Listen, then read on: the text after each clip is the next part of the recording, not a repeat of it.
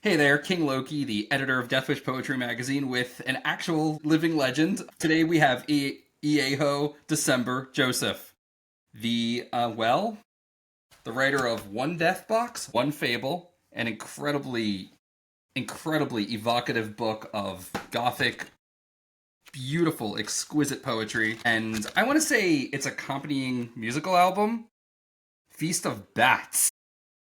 Cool. Yeah. Eyajo, how you doing? Good. I'm doing good. How are you? I can't complain. I mean, it's so amazing to be talking to you. I listened to you back in high school. For those who don't know, this is one of the co-founders of the legendary. I think of it as a goth band, but would you describe it as like something else? It's a We've been black room. described. We've been described mostly. That band was mostly described as death rock when we were doing it, and Okay. then it fell in some of the goth rock and sometimes horror punk. So I don't.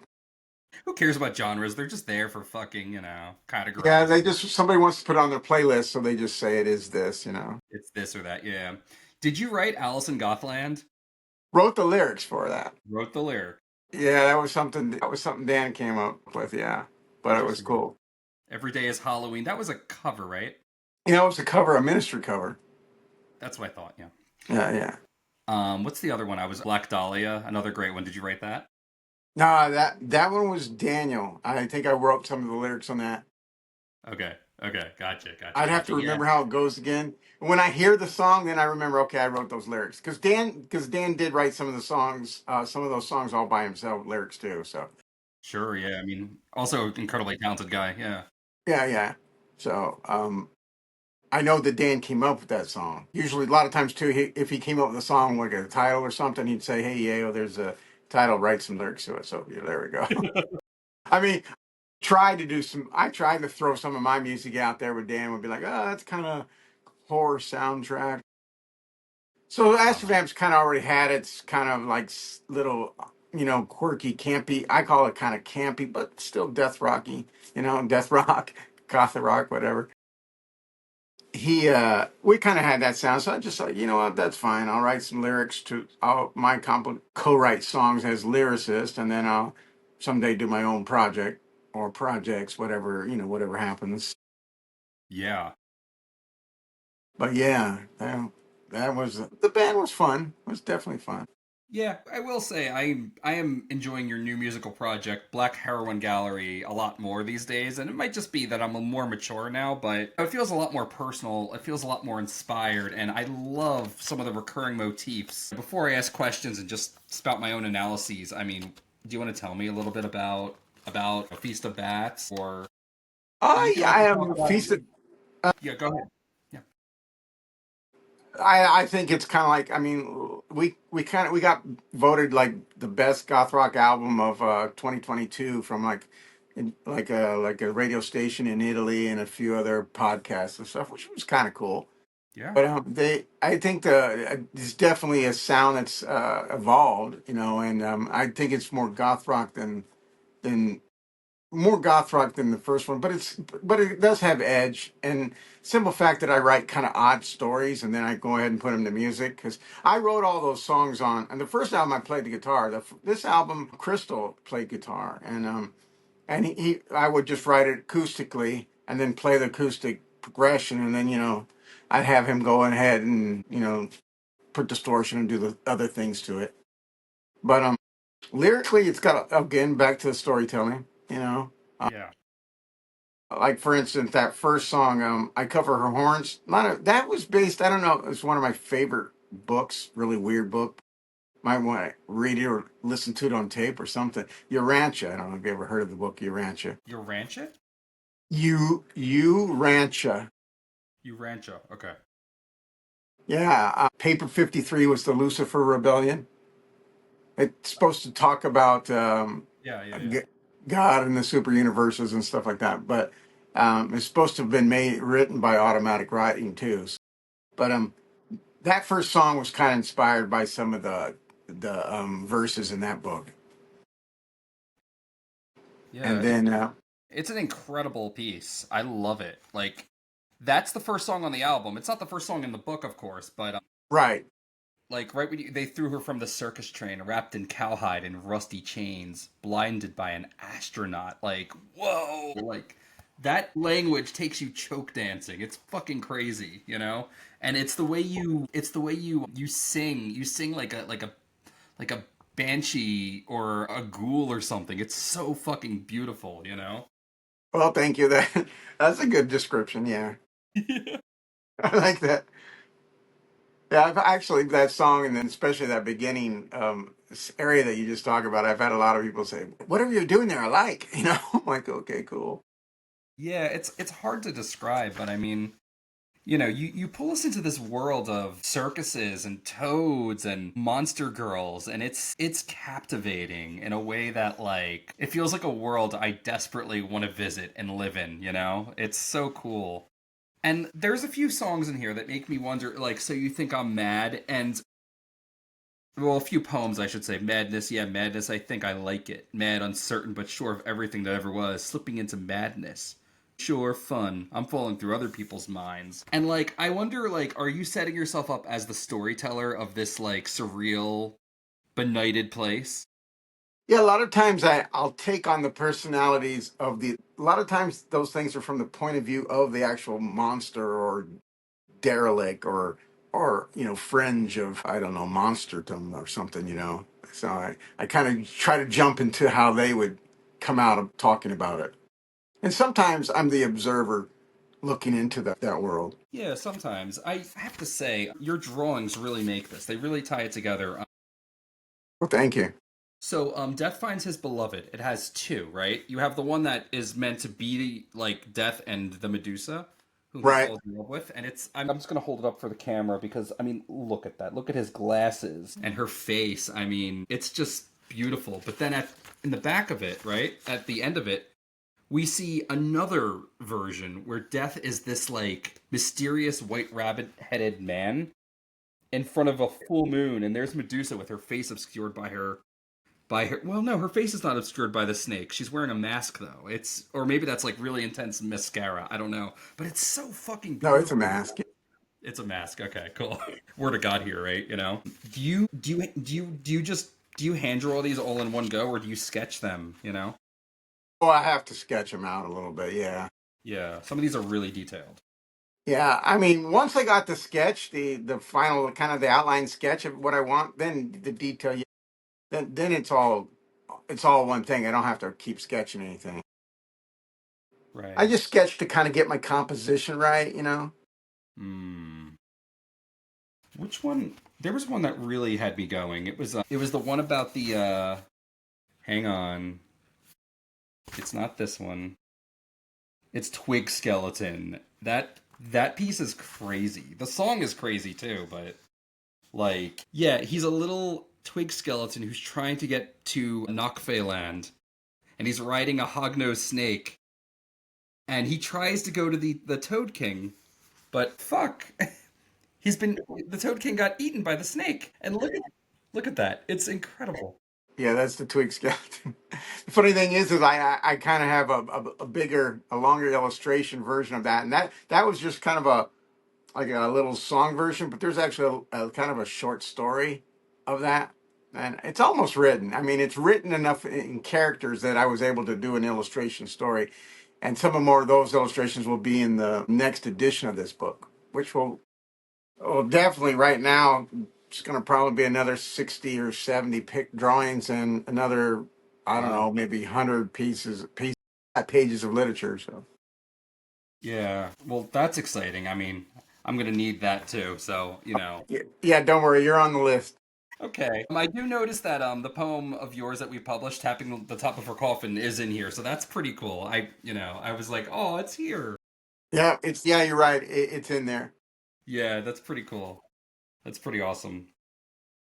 So, how would you describe? So, would you describe these as like companion pieces? Say in a way, yeah, because all my lyrics are kind of like poetic, or they're narrative. But as you've seen in there, like I cover horns is closer toward the back of the book. It has a drawing that I put in there with it too.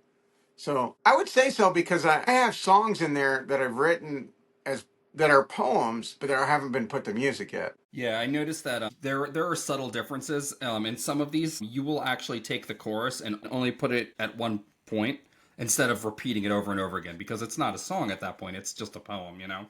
Right, and you know the funny thing is I think one time I bought some CD and something, and I noticed that this artist was not repeating the chorus when he wrote it down, you know. And I thought, well, yeah, that makes sense. I like that better, you know. So Sometimes I do, like you know, actually, I might make that into a song, "Witch's Prayer," which is in there, which I really yeah, like that poem. yeah, it's a good one. Let me flip to it.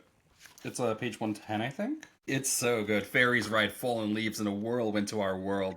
Kings, queens, lords, and ladies from lands far away west. They've come to hire witches, the ones that spell the best. It's awesome. And Thank you. there is a picture that goes with it, you know. I love it. It's so fucking cool. Is that meant to be one of your monster witches? Yeah, yeah, just one of those. Okay, I gotta make it. I mean, I think my mind is unlimited for creature design. Yeah, I wanted to ask actually, because I really like the bit about the junkyard astronaut, but I noticed, where is it? Yeah, 82. I'm pretty sure this is where it is. Yeah, it's the boy who married the Spider Girl. Is this the junkyard astronaut, or is that just a guy with a diver's helmet? That's a diver helmet. I thought so. Yeah, okay. Yeah, his face is really weird. She doesn't get to see it until the end. Right, right, right, right. Very cool. I was a little miffed because I listened to that song first before I read the book, of course. I was a little like, oh no, he didn't draw the girl with the spider face. You know, maybe that'll Yeah, be in the well, next edition. I put her in there with four eyes. That was kind of the spider. Okay, okay. See, I'm imagining the mouth parts. Yeah, I thought about that, but I thought that that's probably what everybody would do. So I thought, let me just put the eyeballs, you know. That way, you know how the freak show sometimes will give you a name and you don't look really like anything like the name they gave you, but you know, so that was kind of where I was going with that. So, That's really cool. Yeah, for some reason when I looked at it, I thought they were spider bites. So you yeah, know, now I'm yeah, it's supposed to. surprised. Yeah, I mean, you'll probably some like I said in the future editions, I will kind of like switch, like shift up the paint, the pictures. I'll throw in different pictures here and there, you know, or I'll draw a new picture. So anybody that does follow that work, they should definitely try to get each edition because there'll be different drawings in them. Yeah, Not for everything, but for like that poem in there, the Battle on Troll Hill. Um, yes. yeah, it's got that little troll at the end that I made up, the little river troll. Mm-hmm. That one I'm actually going to do a larger drawing, so that one right away is going to have a new drawing in it. There's just to go off the subject. There's a world I created called Knockfalen, and it's this dark fairy world. And I created it years ago, like in the early '80s, and I wrote about it in poems, in a few poems, and most of those poems have rewritten a little bit, but have survived enough to be printed in that book. Huh. You know, It's interesting that you say that because Knockfeyland is, of course, referenced a few times in here. But I really like that you don't just write these like you don't just write like these. Like there's the one about the gargoyles. They're not all just monsters and dead things and things like that. Like there are straight up like fantasy stories here. Like I was just looking at the courtship of the centaur prince and the raspberry muse, and like look at I mean, obviously you've seen it. You fucking drew this, but like, for anyone watching this, like, she's not just making out with the centaur; she's riding on him, and that's such a wonderful bit of like, I want to say world building, but just like Right. use of creative elements, really. And it's so refreshing to see because, like, like you're not just indulging with things that are creepy and look dark. Like you're engaging with things that you think are beautiful, which includes toads, girls with four eyes, and trolls and centaurs and things like that. You know what I mean? Yeah, yeah, and yeah, you're right. And dead things. Well, lots of dead things in here. I thought buddy said, "Why do you write so much death? Death." I'm like, I don't know. It's just kind of beautiful to me. Death. You know, it's been a muse forever. Yeah, been amused forever, and it's oh yeah, and here's your little troll. So you're gonna expand this little guy, right? Yeah, I'm going to give it a large picture like the Centaur Prince one. I'm going to give it Yeah. a large picture. Really? That's awesome. Yeah.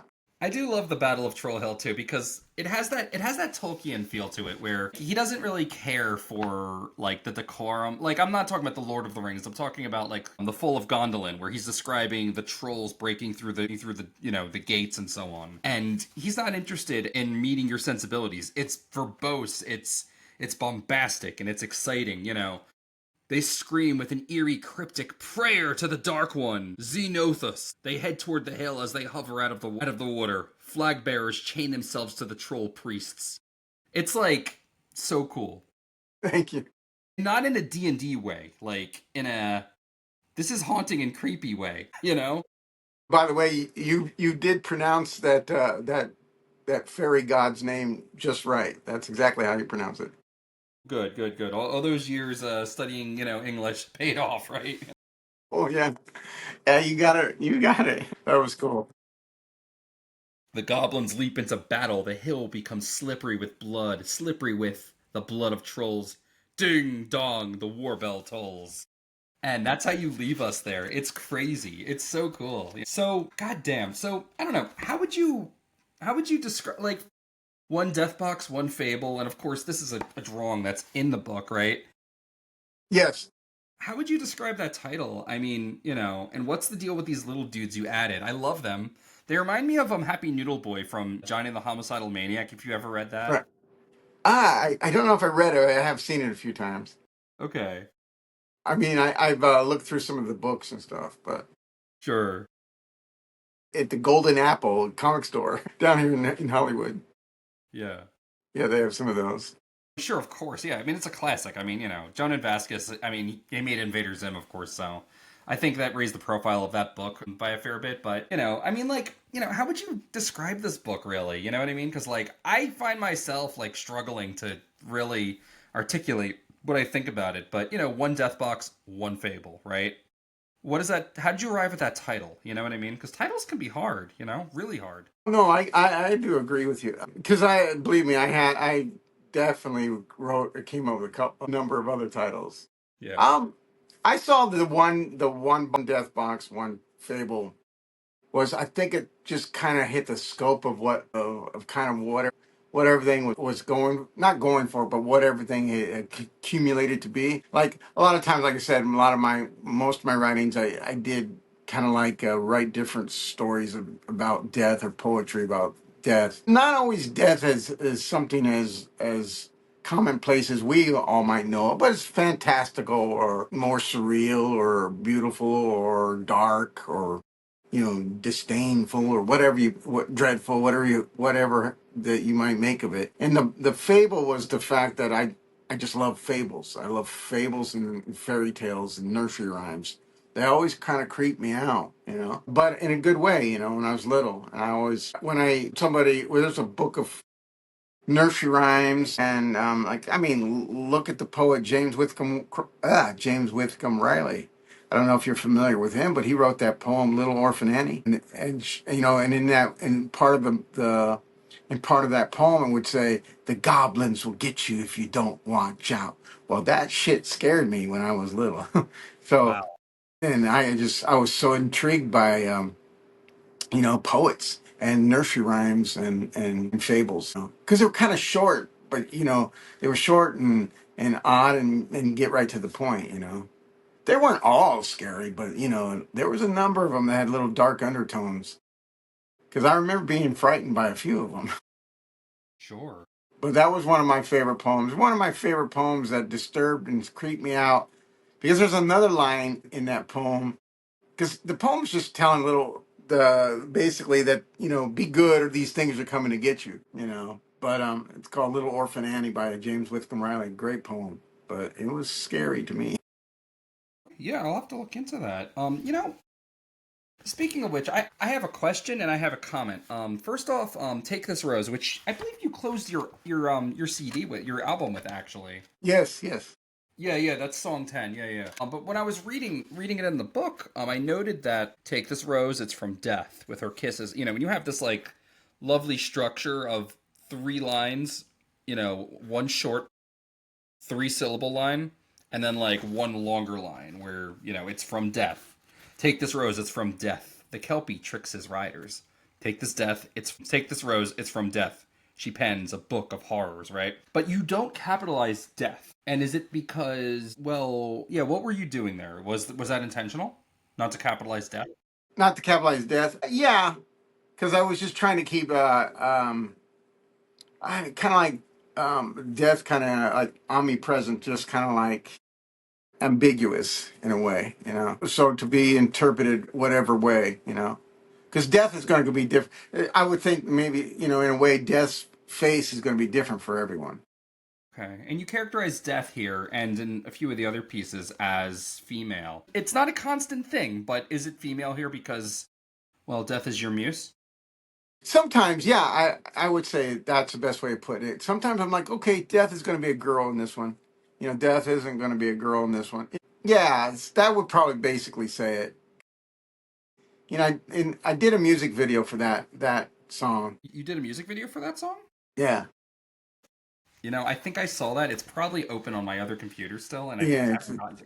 It's a black and white one where this figure's going is trying. This figure, I guess, his death is following the guy in the woods singing the song. And there's a guy in a crow thing, you know. So crow mask, You're kind so of. nonchalant about this like amazing shit that you've made. It's crazy. Yeah, can you imagine what I could make if I had a few dollars? You know? Wow. Yeah, but this is on like a shoestring to no string budget. You know? You wouldn't know what to look at this because, like, I mean, hey, I self-publish. A lot of my writers self-publish, and you can always tell when a book is self-published. But this one, I can't even. I'm not even 100% sure. Well, thank you, because I definitely I've been I very very what akin to the details because I've always kind of when I publish because I published CDs before and stuff like that. I just because it had to go out with the rest of the public. I didn't want it to seem oh yeah this is you know this is a fraud or something like that. So Well, yeah, but that's what I'm saying. Like, I work really hard on that stuff too because this is my art. This is my life. You know what I mean? So, but not everyone knows what they're doing. Is the thing. right no You that's know, like true. like when I first opened your CD, and look, it's like fucking holographic and beautiful. I mean, yeah, like, so, to the point, like, is this like your stuff? Like, are you doing this? Like, obviously, I assume you've hired an editor and stuff, but are you, publishing this on your own, or do you answer Yes, to. I have had a magazine called Pestilent Windfolk Magazine, and I published that copy of that album you got is Pestilent Windfolk Records. It's my own imprint. And this book I published the first time myself. It's called Pestilent Windfolk. I don't know. Did I just call it Pestilent Windfolk or Yeah, I was glancing at it. Pestilent Pestilent Windfolk Windfolk Books. Books? Yeah. So I published that. And I am going to look for a publisher maybe in the future for a bigger audience. But I wanted to. I didn't want people to start messing with. Hey, don't put that story in. It's kind of weird, or you know what I mean. I wanted to at least let me have out there for record what it really is. And Yes. then you know if I get a good enough little publishing company or something wants to put it there, you know, because you know, then I'll do it. If I found somebody like Charles Bukowski found, you know, if I found one of those Sparrow guys who want to publish, found something like that, you know, Well, how he that's the got published. dream. I mean, And it's a dream for all poets and writers, right? Yeah, So absolutely. I mean, I reached a point where I was sort of like, look, I'm gonna publish my book and start working on my next book. I didn't feel like hunting for an agent and putting myself through that and compromising my art. You know what I mean? And never putting anything out. Like, right, exactly. it's a lot of work. I mean, but I mean, like, here's my first book of poetry. Like, I'm very proud of Cool. it. It's a I nice didn't have. cover. I like it. It's lovely. It's the World Tree. And like the girl who did it is very talented. I mean, very proud of it. And like I didn't have to compromise or anything. And like it's a lot of work. You have to put in the work, but you know what? I mean, you own your work and it's yours. You know what I mean? Oh yeah, exactly. Like an album has a single out of that book. Out of this book, you know, I am gonna like throw out a few chapbooks and stuff like that. Like there's one little chapbook I'm kind of working on. It's called "The Alligator Coat and Other Odd Poems."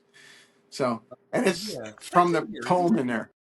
Yeah, that's in here. I'm pretty sure I Yeah, have. it's one of my Oh, here it favorite. is. Yeah, That's yeah, yeah. that's a new poem. That poem was I wrote last year, so that's one of my favorite new ones. Okay. Actually, you know what, dude? Yeah, I've had these around all. Where is it? Here it is. Yeah, so this is a chapbook, actually. That's what this Yeah, is. yeah, yeah. Very cool. Okay. And where do you put? Oh, available now, Lulu and Amazon. Okay, cool. Yeah, I'll make sure to get all your socials too on this video once I post it. Because I want people to go there. Yeah, but that flyer is actually just promoting the poem in I that know. book. I And know. some people are like, I'm not sure, but yeah. Yeah, but you know what? I mean, why not? Right.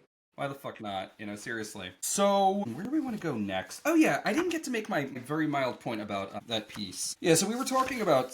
Hang on a second. Take this, Rose. Yeah, yeah.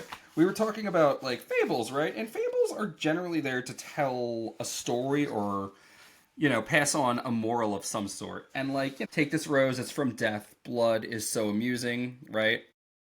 And then you say, if I should die before I wake, I pray to God, my soul don't take. Leave me on this mortal coil, so I can blacken the soil. So I can become the blackened soil. And like, I took that as like, obviously there's the refutation of the Lord's Prayer, which is like, take my soul, whatever. But you're like, no, no, no, no, leave me here. The earth is beautiful with its decay and fecundity. I want to be part of that cycle because it's beautiful. I want to be part of the death cycle, eternally. And like, I thought that was lovely. You know what I mean? Like, Thank you. a lot of the shock rockers that are running around today, they're so busy fighting their own image and trying to one up each other. Like Marilyn Manson just can't stop like doing the victim, you know, complex thing. Oh my god, they're out to get me. And it's like, what happened to saying things, I don't know. Well, I think that, yeah, that's definitely an ode to like pagan and witchcraft, witches, the believe a druid or witch or something like that, that to become part of the earth, because I mean, anybody that practices witches or studies witches, every witch has got an element that is their strongest suit or so power that they would say, Hmm. So An affinity, right? I mean, obviously, I mean, I consider myself a witch at times, but I don't really, other than just more folklore wise, I don't really go out there and start, doing spells and stuff like that. I have, but I don't really do that stuff much because I'm just so busy doing this. But in a way, if you understand what witchcraft was about, or praying or whatever you do, because I mean, the thing is it just manifests something to happen, I mean, for instance, the only reason that they would use, like, I don't know, burn a candle here, use a, like a crow foot or something, these were symbols to get the mind to focus on something, and because if there's all these swirling energies in the world and the cosmos, and they can follow your mind's thoughts, that's all the manifestation stuff, So that's where all that goes into. That's how it came out in the poem. Yeah, it's very beautiful. Yeah, I like that approach to magic. It's very evocative of Anton LaVey, right? And like the psychospirituality of like, I don't know, a more rational mind. And I appreciate that. I think that's really cool. Because at the end of the day, like, we are just our component elements, right? And a lot of us lose touch with that, I think, especially with this little ball and chain that we all carry around. Right, exactly. You don't know how much that thing has been. I mean, we all rely on that so much now. I It's mean, insane. hey, we're talking through it right now, right? Yeah, but you can't deny the all the things that people are able to accomplish with it. Absolutely. Yeah. I am not a Luddite, that's for sure. By the way, where did you get your hat? I love it. It is so cool. This one, I actually got down on Melrose. They had a place called Aardvarks. It's kind of like a secondhand shop, but nothing on Melrose is secondhand price. Believe me, it might look like all used clothes, but they're more expensive than new clothes. Okay, But gotcha. I got it there. I actually kind of collect hats. I got all kinds of weird hats. Yeah, hats are pretty great. Hats are pretty great. I mean, I wear this crown when I do Death Wish stuff, but Cool, I have a lot of hats. cool. Yeah, I love hats. I love hats. Yeah, I like to accessorize too. So, all right. So this is your second album with Black Heroin Gallery. Yeah, that's the second album. Yeah. Okay, and the first album is still available, right? I don't on streaming. I don't know if you can still get physical copies of it though.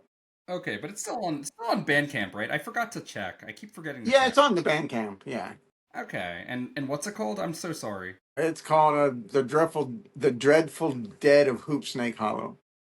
Okay. I can't. I don't know why this is not letting me just go to your page. Okay. Well, okay, so that's still there, and this is what your first book of poetry, your first full. I consider my first book. I tried to self publish it twice. They were both different titles, and that I would consider my first version. It's almost going to be kind of like the Leaves of Grass, Right. where he did one big book forever. That's what that is basically going to be. Wow, Now of really? course if I get hooked up with some publisher that wants me to chop it up or whatever, that's another story. But that's why I decided to go ahead and do like maybe 24, 34 page little what do you go chat books based on a couple of the poems that are in there, and throw in some new stuff along the way to help promote it and stuff like that. Wow, that's so fascinating. So, okay. So And I'm also doing the band, which I would sell the books at, and of course I'm always open to readings. I'm trying to do those, and then I have another band I'm working on. I told Spiders at Gray Ridge, and it's a very surreal, very. It's almost like, I mean, it's all spoken poetry with music. I don't know. I guess it's close to Throbbing Gristle or Psychic TV yeah, that one. yeah. Yeah, It's so meets cool. Skinny Puppy slash. It's just like It's just gonna be done with all kinds of weird music, mostly synth stuff, but. Even in the guitar, you can get stuff that sounds ambient and synthy. It's going to be ambient, and it's going to be just, I don't know how to describe it other than just listen to it, you're like, oh fuck, that's kind of hot. Oh, Yeah. either you hate it, you love it, or I Look, don't know, in between. it's all about the pedals you get, right? Right, right. And it's just another excuse for me to get up there and recite my poetry over some bizarre music that I wrote.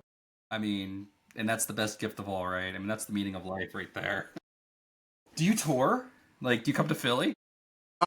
We've got office shows on the East Coast before, but the Okay. Black Heroin Gallery, I've been kind of we have kind of had a hiatus these last few months because I had to find some new band members. So looks like as of last week that I got all my new band members, and rehearsals are going to start in a couple weeks, and then we're going to be out doing shows again here. But we're trying to get out there around the East Coast.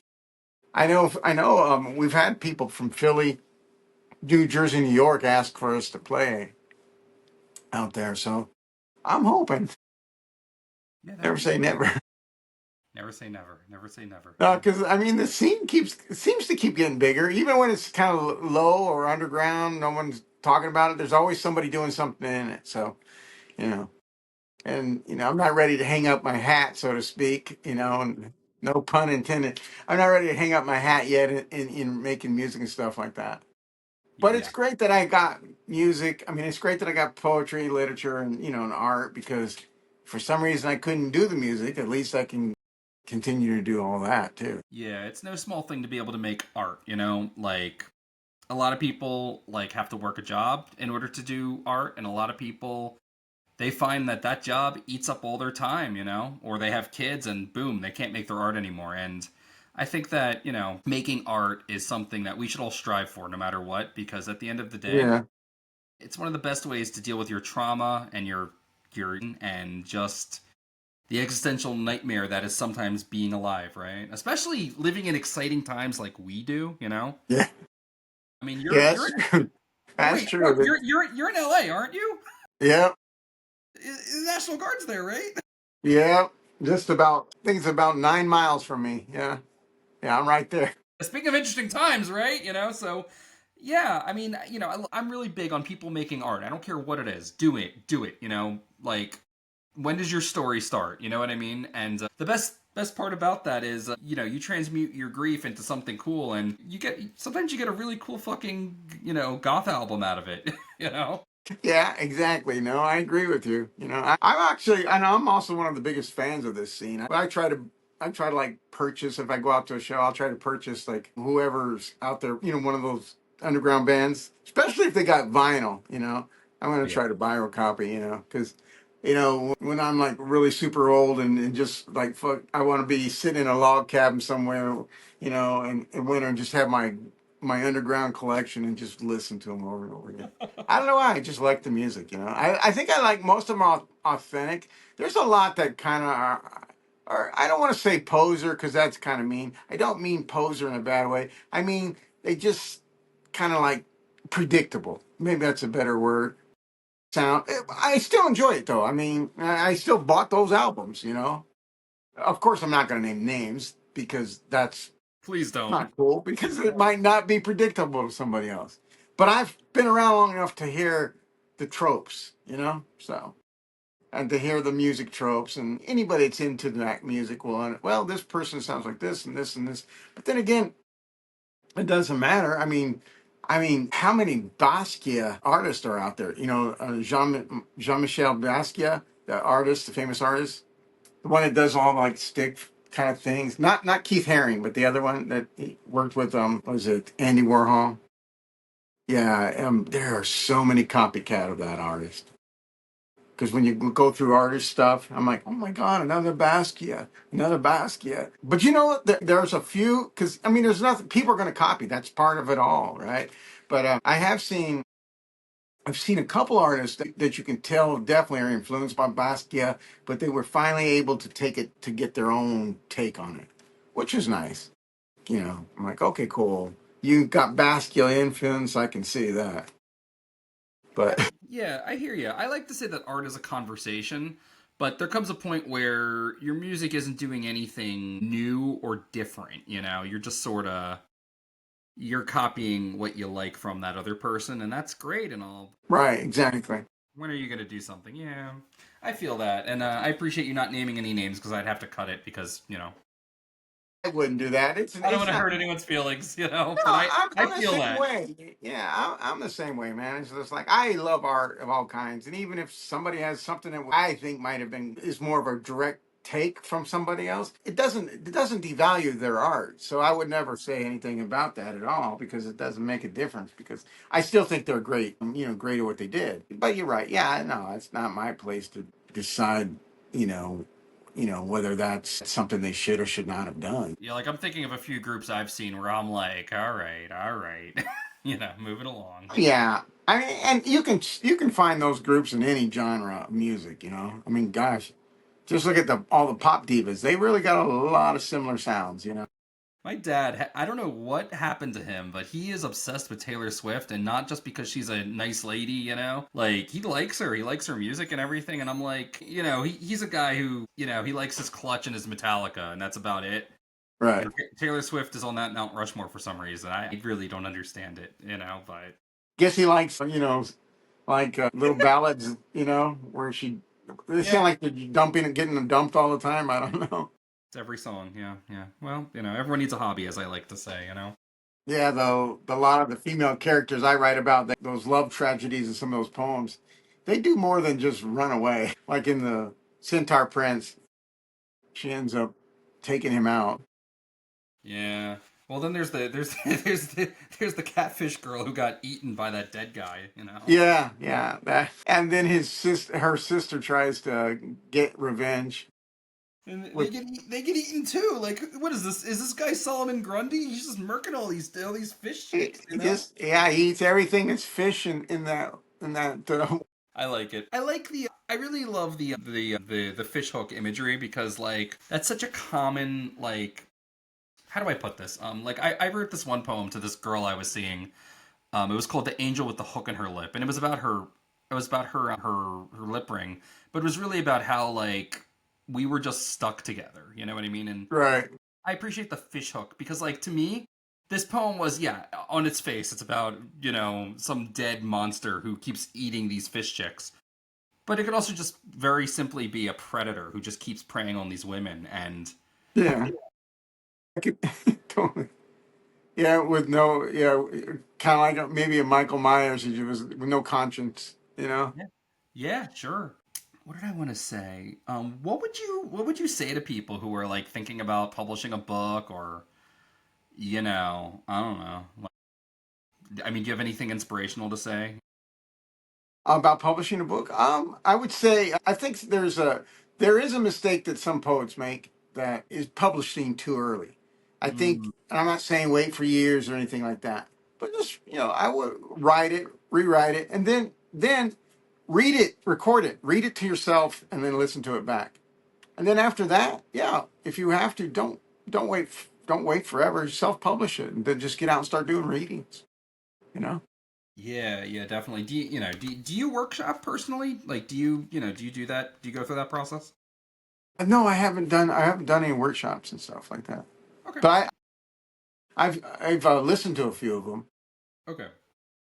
Yeah, because it's my opinion that like the writer is generally the worst judge of their own work, but honestly, everyone's process is very different. So, No, I agree with that. I mean, that's what I mean. What I personally do is after I've written a poem, I I I'll record it and then I'll listen back to it, through the day. Just yeah, like I do one of my songs, because I always listen to the song over and over and over again. And I listen to it. And a lot of times I always find something that I want to change. And that's kind of how I kind of self edit some of the stuff by listening to it back. sure, yeah, that makes sense. So right now you have the two albums. You have what's the name of the first one? I'm so sorry. What's the name of the first one? The Dreadful Dead of Hoop Snake Hollow. It's kind of a long title. It is, The yeah. the dr- The dead. dreadful snake of Hoop Snake Hollow. No, the Dreadful Dead of Hoop Snake Hollow. The dreadful dead of Hoop Snake Hollow. Yeah, Yeah, we'll cut all that. And of course the Feast of Bats, which I have here. This is right, the only one you can get physical right now, right? right. Yeah, and I do recommend it. I think it's incredible. I'll check out the first album too. That's available digitally on Bandcamp. Anywhere else? I think the album's well, it's available almost everywhere to stream. Okay, got it. Yeah, Yeah. but the physical is just for me at the moment. Although we have been picked up by another a European label that's supposed to be re-releasing that album, and hopefully vinyl as well. That was going to be my next question. Yeah. So Yes. so we're hoping. I mean, that's the plan of that label, but they definitely got a number of projects before ours comes up. So, but yeah, and like I said, I'm working on new material, so hopefully that label's still going to take the new stuff too. Yeah, so there is an EP I'm trying to get done by the fall sometime to release it, because the album I've already kind of thrown out there. It's called My Uncanny Valley, and I already got the artwork and everything done of that album, and that's something that's not going to come out till like next year or so. But I didn't want to wait that long to start putting new material, so that's why I decided to take some of that stuff and get this EP out, toward the end of the year here. Okay, gotcha. Okay. So, do you have a website where people can go to see all the things that are currently available and out? Like, is there a specific website we should be directing people to? Well, right now, yeah, that's a good question. Well, it's the Facebook. I guess the projects you're talking about. I mean, because I have a page for the Black Heroin Gallery, and I have it on Facebook, and I got a page for what did you call it? I mean, I got a website for the art because it's Right. being sold. It's being sold, and I got the Bandcamp, and I've got the Instagram for both on my art. For this one, I consider this Instagram is where I do most of my poetry posts. And then I have that one for the band. God, sorry, Black Heroin Gallery. And of course, I'm going to have another one for that new project, but I haven't put that up yet. Okay, I gotcha. So you have an Instagram for Heroin Gallery, and an Instagram for your poetry posts, which Yeah, and they're also in the book if you have the book still. I mean, they're in the book. Okay, no problem. Yeah, that's right. I did see them. I don't know why I didn't remember. They're right here. They're on your little your. yeah, the credit page. Yeah. I gotcha. I'll cut all that. Okay, yeah. So yeah, check out Eyajo's Instagram. Instagrams, they're in the description and also right here. I'll put them later. Cool. So, is there anything else that we should know about? Obviously, you're going to re-release this book with more content, and you're going to continue to do that, much as Mr. Whitman did with Leaves of Grass. Yes.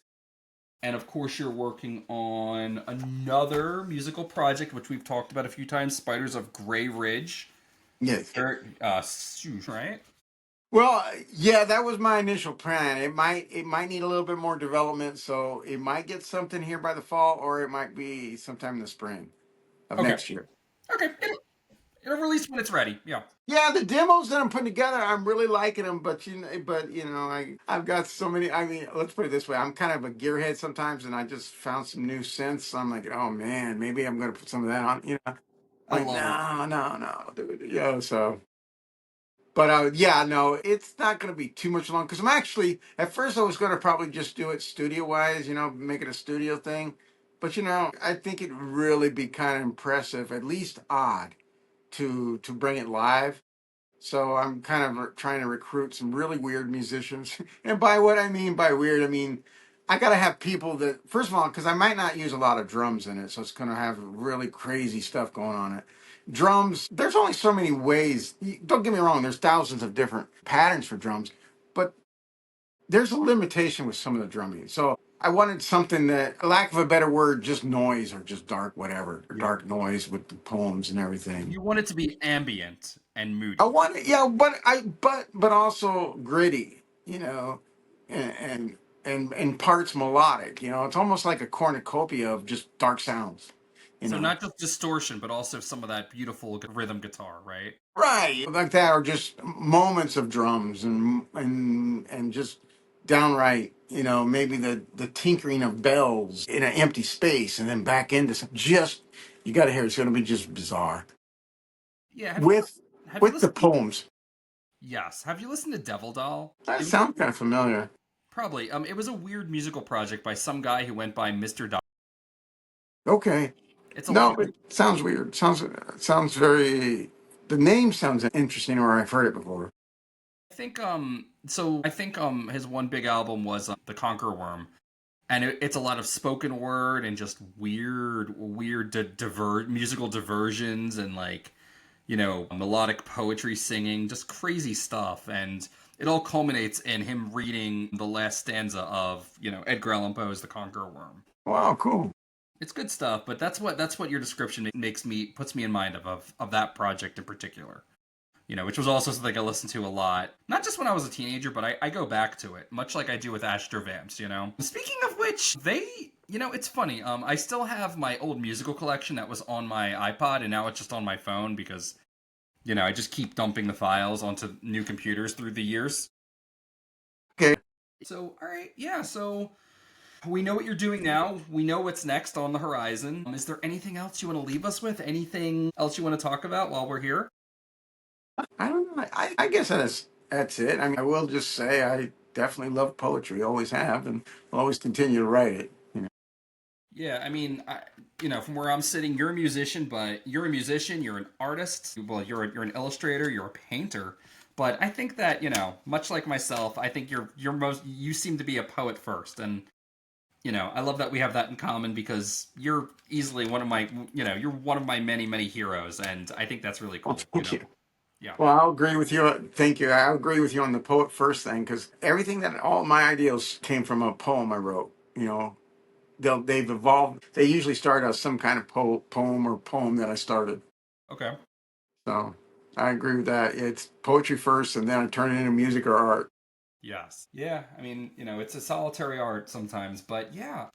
Oh yeah, one last thing. I do have a short film that I did. I did a couple, but the one that I put up was called "A Jar, a Lizard, and a Killer." It's a silent short film. Okay. And where can we It's watch on that? YouTube, It's on YouTube. Okay. and that came from a poem I was working on. Ooh, very cool. Okay. Okay. Yeah. Well, I'll see if I can grab the link. I'm sure it's right on YouTube, and I'll add it to the Oh, video yeah. too. Yeah. Wonderful. Yeah. So Eyajo December Joseph. Check out Feast of Bats from his band's Black Heroin Gallery. Buy and please read One Death, One Box, One Fable. Sold at links in description, Amazon, Lulu, wherever you're gonna buy your books. And be on the lookout for Spiders of Grey Ridge. I'm sure it'll be phenomenal. Cool. Yeah, man. Write poetry, make art, love your fucking demons. Ave Satanas.